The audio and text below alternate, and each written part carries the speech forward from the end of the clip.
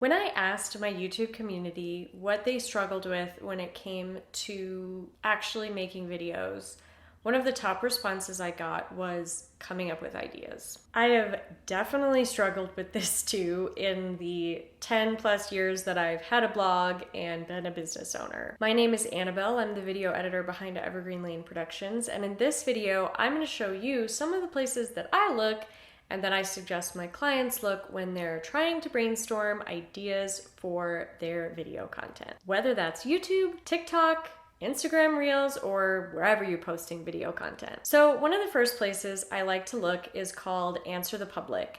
This is a website that collects search terms. So you can put in your topic, you can put in your industry, and you can see in this very visual web way all the different things that people are asking about your subject online. I like to kind of start here and just write down a long list of anything that jumps out to me as a question I could answer. The next place I go is actually to search. So I either pull up Google or I'll pull up YouTube, and I'll go in an incognito browser and just start kind of typing in some of those questions that I got from Answer the Public. You'll see that each of those search platforms actually gives you a list of like suggested search terms. What you've already typed, they're going to kind of autofill, so you can get some more ideas there. When you search for something on Google, if you look at the bottom of the page, you can also see people also searched for.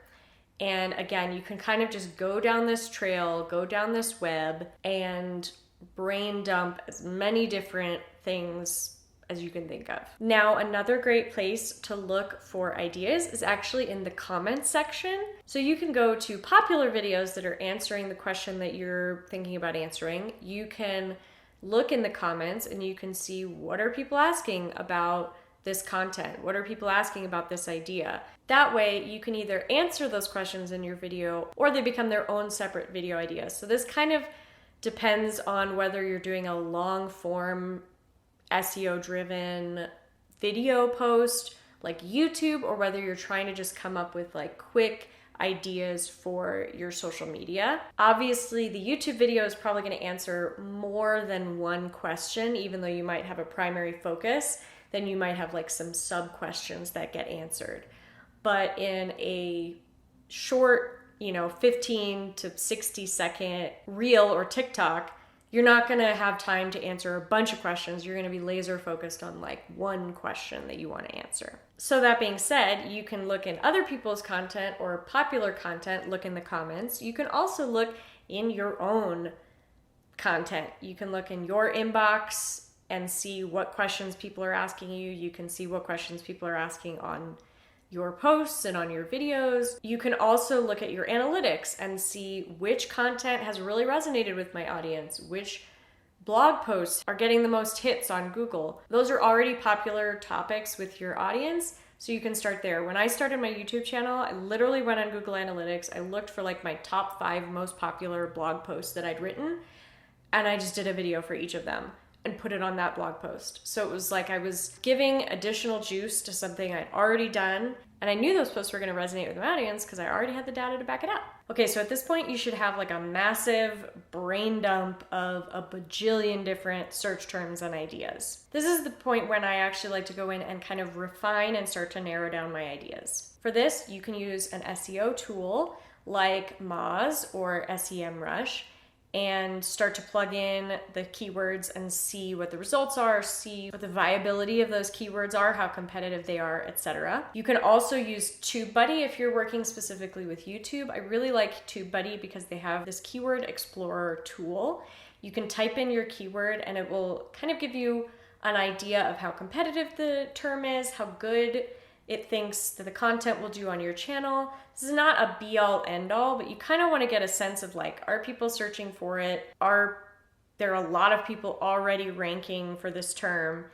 And TubeBuddy also gives you suggestions about other keywords that might work better for your platform. Then you not only want to think about like what idea or what question might I be able to rank for, because obviously you want to get that return on the content. But you also want to think about what unique perspective can I add? How can I make this content different than other content I've seen out there? Do I have kind of a different approach to content or to this question than other people in my industry? Those are great places to focus because again, we don't just want to like be screaming into the content churn void. We want to try to figure out like what's my actual unique message and like what value can I add to the conversation? So you want to keep both of those things kind of in a balance. I do want to mention kind of as an aside here, we've been focused kind of on like search SEO idea generation options.